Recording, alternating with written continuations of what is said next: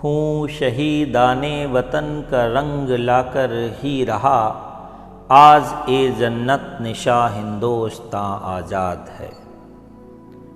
Red Roses Public School Palam Vihar Gurgaon की तरफ से पूरे हिंदुस्तान को 15 अगस्त 1947 में मिली आज़ादी की बहुत बहुत बधाई। आज मैं आप लोगों को सन 1857 से लेकर 1947 में मिली आज़ादी तक के सफ़र की दास्तान बताने जा रहा हूँ। इस आज़ादी के तमाम अहम किरदार रहे जिन्होंने मुल्क की खातिर अपनी जानें तक गंवा दी। फ़िदाए मुल्क होना हासिले किस्मत समझते हैं, वतन पर जान देने ही को हम जन्नत समझते हैं। यूँ तो ईस्ट इंडिया कंपनी के बढ़ते जुल्मों से बगावत की चिंगारी 1857 से पहले ही भड़क चुकी थी, लेकिन अंग्रेज़ों के तरह तरह के जुल्म और सितम के कारण 1857 के गदर ने शोलों का रूप अख्तियार कर लिया था। हिंदुस्तान की अवाम को अब धीरे धीरे पता चल गया था कि हम अमन चाहते हैं, मगर जुल्म के खिलाफ अगर जंग लाजमी है तो फिर जंग ही सही। आज़ादी के सफ़र में 1857 में मेरठ की सैनिक छावनी में हुआ विद्रोह हिंदुस्तान का प्रथम स्वतंत्रता संग्राम कहा जाता है। पहली बार अंग्रेज़ी हुकूमत को इतनी बड़ी चुनौती मिली। हालांकि इस विद्रोह को 1 साल के अंदर दबा दिया गया। ये निश्चित रूप से एक बड़ी क्रांति थी जिसमें भारतीय शासकों, किसानों, मजदूरों और जन समूह ने बढ़ चढ़कर भाग लिया। अभी 1857 के विद्रोह की आग ठंडी भी नहीं हुई थी कि अंग्रेज़ों की दमनकारी नीतियों के खिलाफ झांसी की रानी लक्ष्मीबाई को जंग लड़नी पड़ी। 18 जून 1858 को झांसी की रानी लक्ष्मीबाई अंग्रेज़ों से लड़ते हुए वीरगति को प्राप्त हुई, लेकिन इस घटना ने पूरे हिंदुस्तान को झकझोर कर अंग्रेज़ी हुकूमत के खिलाफ कर दिया। बुंदेले हर बोलों के मुँह, हमने सुनी कहानी थी, खूब लड़ी मर्दानी, वो तो झांसी वाली रानी थी। इस घटना के लगभग 27 साल बाद सन 1885 में भारतीय राष्ट्रीय कांग्रेस की स्थापना हुई। सन 1906 में कलकत्ता में कांग्रेस के अधिवेशन में स्वराज प्राप्ति हेतु प्रस्ताव पारित हुआ और कुछ दिनों में स्वदेशी आंदोलन शुरू हो गया। इसी दौरान अंग्रेजी हुकूमत फूट डालो और राज करो की अपनी गंदी नीति को जारी रखते हुए 1905 में बंगाल के विभाजन में कामयाब रही। वाइसराय कर्जन द्वारा किए गए इस नफरती बंटवारे के विरोध में पूरे मुल्क में सन 1908 में बंग भंग आंदोलन शुरू हो गया, किंतु बंगाल में घोर राजनीतिक अशांति के कारण अंग्रेज़ों को 1911 में बंगाल का पुनः एकीकरण करना पड़ा। इस घटना के लगभग 4 साल बाद गांधी जी 1915 में दक्षिण अफ्रीका से वकालत की डिग्री लेकर वापस हिंदुस्तान आ गए थे।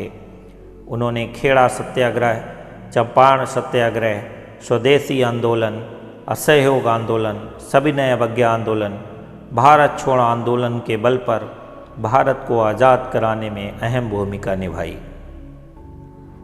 जिसके कारण हिंदुस्तान की आवाम ने उन्हें पूरे सम्मान के साथ महात्मा गांधी कहना शुरू कर दिया।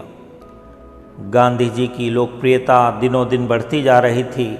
तभी अप्रैल 1919 को अमृतसर पंजाब में जलियांवाला बाग नरसंहार हुआ। बैसाखी वाले दिन शांतिपूर्ण विरोध प्रदर्शन के लिए इकट्ठा भीड़ पर जनरल डायर ने गोली चलवा दी थी, जिससे बचने के लिए तमाम लोग पास के कुएं में कूद गए थे। आज भी वहां गोलियों के निशान देखे जा सकते हैं। जलियांवाला कांड के बाद गांधी जी को एहसास हो गया था कि अंग्रेज़ों की मंशा शासन करने की जगह शोषण करने की थी। इसलिए सितंबर 1920 से फरवरी 1922 के बीच महात्मा गांधी तथा भारतीय राष्ट्रीय कांग्रेस के नेतृत्व में असहयोग आंदोलन चलाया गया, जो कि काफ़ी सफल रहा। प्रथम विश्व युद्ध की समाप्ति के पश्चात तुर्की में खलीफा पद को पुनः स्थापित करने के लिए मुसलमानों ने खिलाफत आंदोलन शुरू किया, जो 1919 से लेकर 1924 तक चला। गांधी जी ने असहयोग आंदोलन को खिलाफत आंदोलन से जोड़ दिया था, जिससे हिंदू और मुस्लिम अंग्रेज़ों के खिलाफ एकजुट हो गए। इस दौरान क्रांतिकारियों में इस बात पर सहमति बनने लगी थी कि अंग्रेजी हुकूमत को उखाड़ फेंकने के लिए सशस्त्र विद्रोह करना पड़ेगा, जिसके लिए अंग्रेजी हुकूमत का ही खजाना लूट लेने की ऐतिहासिक योजना बनी, जिसे 9 अगस्त 1925 को काकोरी में खजाना ले जा रही ट्रेन को लूट कर अंजाम दिया गया। इस घटना के नायक थे श्री राम प्रसाद बिस्मिल और अशफाक उल्लाह खान। है लिए हथियार दुश्मन ताक में बैठा उधर, और हम तैयार हैं सीना लिए अपना इधर। खून से खेलेंगे होली गर वतन मुश्किल में है, सरफरोशी की तमन्ना अब हमारे दिल में है। 19 दिसंबर 1927 को राम प्रसाद बिस्मिल की फांसी के बाद 1929 में कांग्रेस ने लाहौर अधिवेशन में घोषणा कर दी थी कि उसका लक्ष्य भारत की स्वाधीनता प्राप्त करना है। गांधी जी ने इस मांग पर जोर देने के लिए 6 अप्रैल 1930 को सविनय अवज्ञा आंदोलन का बिगुल बजा दिया था। सविनय अवज्ञा आंदोलन से पूर्व एक और महत्वपूर्ण घटना 8 अप्रैल 1929 को हुई, जिसमें भगत सिंह और बटुकेश्वर दत्त ने केंद्रीय असेंबली में बम फेंककर अंग्रेजी हुकूमत को चौंका दिया था। भगत सिंह पर अश्विनी चौहान जी की रचना का उल्लेख करना चाहूँगा। अंग्रेज़ों को याद किसी ने जब औकात दिलाई थी, इंकलाब की हवा चली थी, आज़ादी शर्माई थी। दुश्मन से टक्कर को खेतों में बंदूकें बोता था, नहीं कहानी ये सच में एक सिंह भगत सिंह होता था। अगस्त 1942 में गांधी जी ने भारत छोड़ो आंदोलन की शुरुआत की तथा भारत छोड़कर जाने के लिए अंग्रेज़ों को मजबूर करने के लिए अंग्रेज़ों भारत छोड़ो व करो या मरो का नारा दिया, जिसने अंग्रेज़ों की अंतरात्मा को अंदर तक हिला दिया और भय पैदा कर दिया। लगभग 1 साल बाद नेताजी सुभाष चंद्र बोस जी ने 21 अक्टूबर 1943 को आज़ाद हिंद फौज का गठन किया। सुभाष चंद्र बोस का मानना था कि अंग्रेज़ों के मजबूत शासन को केवल सशस्त्र विद्रोह के जरिए ही चुनौती दी जा सकती है। उन्होंने एक बड़ा मशहूर नारा दिया था, तुम मुझे खून दो, मैं तुम्हें आज़ादी दूंगा।